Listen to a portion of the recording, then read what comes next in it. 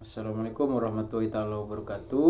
Perkenalkan, kami dari kelompok 4 yang akan membahas tentang RKPNAS yang beranggotakan yang pertama ada Tiffany Sadanada dengan NIM 020, yang kedua ada Viva Nurindasari dengan NIM 028, yang ketiga ada Della Silvia dengan NIM 023, yang keempat ada saya sendiri Ansori dengan NIM 07, yang kelima ada Rizal Nurwidia dengan NIM 035.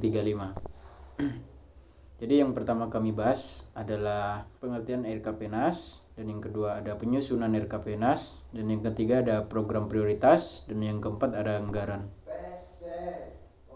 Yang pertama RKPNAS atau Rencana Kerja Pemerintah Nasional. RKPNAS merupakan penjabaran dari RPJM nasional, memuat prioritas pembangunan, rancangan kerangka ekonomi makro yang mencakup gambaran perekonomian secara menyeluruh, termasuk arah kebijakan fiskal, serta program kementerian atau lembaga, lintas kementerian atau lembaga, kewilayahan dalam bentuk kerangka regulasi dan rangka pendanaan yang bersifat indikatif. Di RKPNAS 2022, jadi rencana kerja pemerintahan tahun 2022 merupakan dokumen perencanaan pembangunan tahunan yang disusun sebagai penjabaran tahun ketiga pelaksanaan rencana pembangunan jangka menengah nasional atau RPJMN. Itu dari tahun 2020 sampai 2024. Jadi tujuannya itu untuk rencana kerja pemerintah di tahun 2022 sendiri disusun sebagai acuan perencanaan, penganggaran, dan pelaksanaan pembangunan bagi pemerintah pusat dan daerah dalam rangka mencapai sasaran pembangunan nasional. Bagi pemerintah pusat, RKP menjadi acuan oleh KL dalam penyusunan rencana kerja atau RENJA, serta rencana kerja dan anggaran RKA, yang selanjutnya dituangkan dalam rancangan Undang-Undang Anggaran Pendapatan Belanja Negara bagi pemerintah daerah. RKP digunakan sebagai acuan penyusunan rencana kerja pemerintah daerah atau RKPD, yang kemudian dituangkan dalam rancangan peraturan daerah anggaran pendapatan belanja daerah. Selanjutnya akan dilanjutkan oleh teman saya. Selanjutnya adalah tema RKPNAS pada tahun 2022. Pada penyusunan RKPNAS pada tahun 2022 ini menggunakan dua pendekatan, yaitu yang pertama pendekatan Money Follow Program, dan yang kedua menggunakan pendekatan perencanaan berbasis tematik, holistik, integratif, dan spasial. Untuk tematik yaitu penentuan tema-tema prioritas dalam suatu jangka waktu perencanaan. Yang kedua ada holistik, yaitu penjabaran tematik program presiden ke dalam perencanaan yang komprehensif mulai dari hulu sampai hilir suatu rangkaian kegiatan. Yang ketiga yaitu integratif, yaitu upaya keterpaduan pelaksanaan perencanaan program presiden yang dilihat dari peran kementerian atau lembaga atau daerah atau pemangku kepentingan lainnya, dan upaya keterpaduan berbagai sumber pendanaan. Selanjutnya yaitu spesial, yaitu penjabaran program presiden dalam satu kesatuan wilayah dan keterkaitan antar wilayah. Selanjutnya yaitu sasaran pembangunan pada tahun 2022.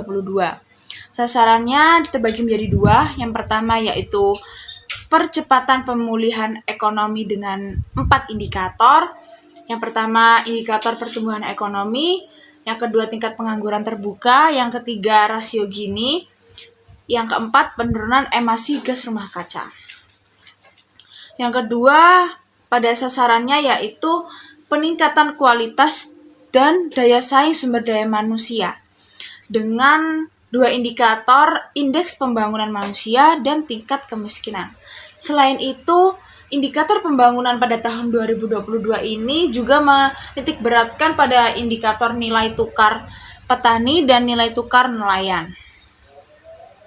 Selanjutnya yaitu arah kebijakan.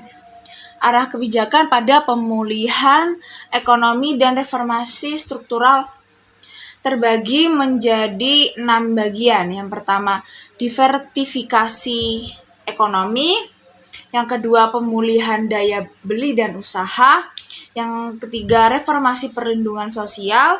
Yang keempat, reformasi peningkatan kualitas sumber daya manusia. Yang kelima, reformasi iklim investasi, dan yang terakhir ada reformasi kelembagaan dan tata kelola. Selanjutnya, strategi pembangunan nasional pada tahun 2022. Strategi ini juga terbagi di beberapa bidang. Pada bidang industri, strateginya dengan meningkatkan nilai tambah sektor industri. Sedangkan pada bidang pariwisata, dengan cara mempercepat pemulihan dan pertumbuhan sektor pariwisata. Pada bidang ketahanan pangan, dengan meningkatkan ketahanan pangan masyarakat. Selanjutnya, pada bidang UMKM, dengan meningkatkan peran UMKM terhadap ekonomi nasional. Selanjutnya, infrastruktur. Meningkatkan pemerataan infrastruktur. Selanjutnya, transformasi digital. Dengan cara meningkatkan pemerataan dan kualitas layanan digital. Ada pembangunan rendah karbon dengan meningkatkan capaian penurunan emisi dan intensitas emisi gas rumah kaca. Selanjutnya yaitu reformasi perlindungan sosial dengan mempercepat reformasi perlindungan sosial. Selanjutnya reformasi pendidikan keterampilan dengan meningkatkan kualitas dan daya saing sumber daya manusia. Yang terakhir, reformasi sistem kesehatan nasional dengan memperkuat sistem kesehatan nasional dan penanganan COVID-19. Selanjutnya akan disampaikan oleh rekan saya. Terima kasih. Halo, namaku Della Selvia Agustina, NIM 2002311000023. Nah, selanjutnya ada visi dan misi Rencana Pembangunan Jangka Menengah Nasional tahun 2020 sampai 2024. Visi Presiden tahun 2020 sampai 2024 adalah terwujudnya Indonesia yang maju, berdaulat, mandiri, dan berkepribadian berlandaskan gotong royong. Nah, untuk mencapai visi tersebut, ada beberapa misi Presiden yang tertuang dalam 9 poin nawacita. Yang pertama, peningkatan kualitas manusia Indonesia. Yang kedua, struktur ekonomi yang produktif, mandiri, dan berdaya saing. Yang ketiga, pembangunan yang merata dan berkeadilan. Yang keempat, mencapai lingkungan hidup yang berkelanjutan. 5. Kemajuan budaya yang mencerminkan kepribadian bangsa. 6. Penegakan sistem hukum yang bebas korupsi, bermartabat, dan terpercaya. Yang ketujuh, perlindungan bagi segenap bangsa dan memberikan rasa aman pada seluruh warga. Yang kedelapan, pengelolaan pemerintahan yang bersih, efektif, dan terpercaya. Yang kesembilan, sinergi pemerintah daerah dalam kerangka negara kesatuan. Nah, selanjutnya ada spektrum perencanaan pembangunan nasional. Spektrum perencanaan pembangunan nasional yang memuat hasil evaluasi RKP tahun 2020, kerangka ekonomi makro, strategi pengembangan wilayah, dan strategi pendanaan pembangunan menjadi landasan yang memperkuat arah pemulihan ekonomi dan reformasi struktural agar Indonesia segera terlepas dari tekanan COVID-19. Nah, selanjutnya ada evaluasi RKP tahun 2020. Pencapaian sasaran prioritas nasional rencana kerja pemerintah tahun 2020 hingga triwulan 4 sebagian besar menunjukkan kinerja yang baik. Namun, dengan adanya pandemi COVID-19, kinerja efektivitas pencapaian sasaran PN3 yaitu nilai tambah sektor real, industrialisasi, dan kesempatan kerja perlu terus didorong agar mempercepat pemulihan ekonomi. Nah, selanjutnya prioritas nasional RKP tahun 2020. Prioritas nasional 1, pembangunan manusia dan pengentasan kemiskinan. RKP prioritas nasional 2, infrastruktur dan pemerataan wilayah. Prioritas ketiga, nilai tambah sektor real, industrialisasi dan kesempatan kerja. Prioritas 4, ketahanan pangan, air, energi, dan lingkungan hidup. Prioritas 5, stabilitas pertahanan dan keamanan. Nah, selanjutnya ada alokasi pendanaan proyek prioritas strategis atau major project pada RKP 2022. Nah, dapat dilihat di tabel. Untuk memperkuat ketahanan ekonomi, untuk pertumbuhan yang berkualitas dan berkeadilan, dapat dilihat ada banyak alokasi dananya. Nah, lebih diprioritaskan pada destinasi pariwisata prioritas. Assalamualaikum warahmatullahi wabarakatuh. Saya Afifah Nurwindasari dengan NIM akhir 028. Saya akan melanjutkan presentasi dari teman saya. Selanjutnya yaitu mengembangkan wilayah untuk mengurangi kesenjangan dan menjamin pemerataan. Terdiri dari pembangunan wilayah Batam, Bintan, pengembangan wilayah metropolitan atau WM, Palembang, Denpasar, Banjarmasin, Makassar, pembangunan ibu kota negara atau IKN, pembangunan kota baru, Majat, Tanjung Selor, Sovivi, dan Sorong, wilayah adat Papua, wilayah adat Lapago, dan wilayah adat Domberai, pemulihan pasca bencana, kota Palu dan sekitarnya, Pulau Lombok dan sekitarnya, serta kawasan pesisir Selat Sunda, PKSN, kawasan perbatasan negara, manajemen aset lahan dalam pemberdayaan masyarakat atau reforma agraria. Total alokasi tersebut sebesar 9.633.267,4. Selanjutnya yaitu meningkatkan sumber daya manusia berkualitas dan berdaya saing, terdiri dari percepatan penurunan kematian ibu dan stunting, pembangunan Sains Techno Park, pendidikan dan pelatihan vokasi untuk industri 4.0, reformasi sistem perlindungan sosial, serta reformasi sistem kesehatan nasional. Alokasi tersebut sebesar 419.786,8. Selanjutnya yaitu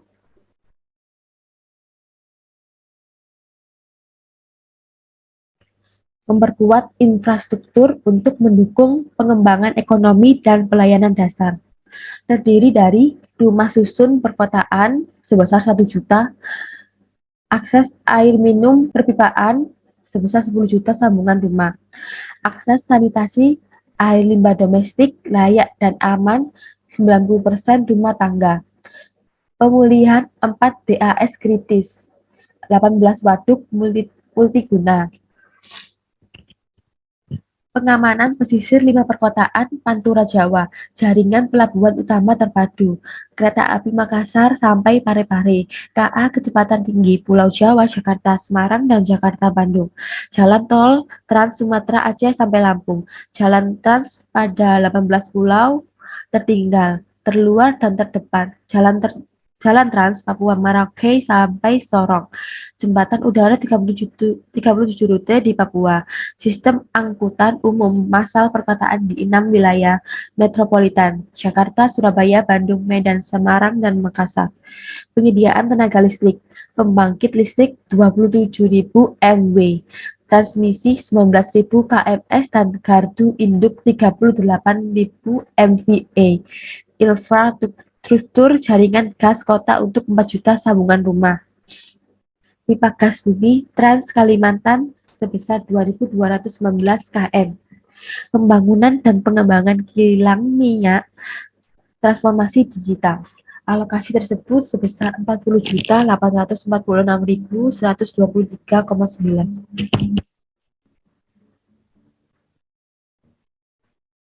Selanjutnya yaitu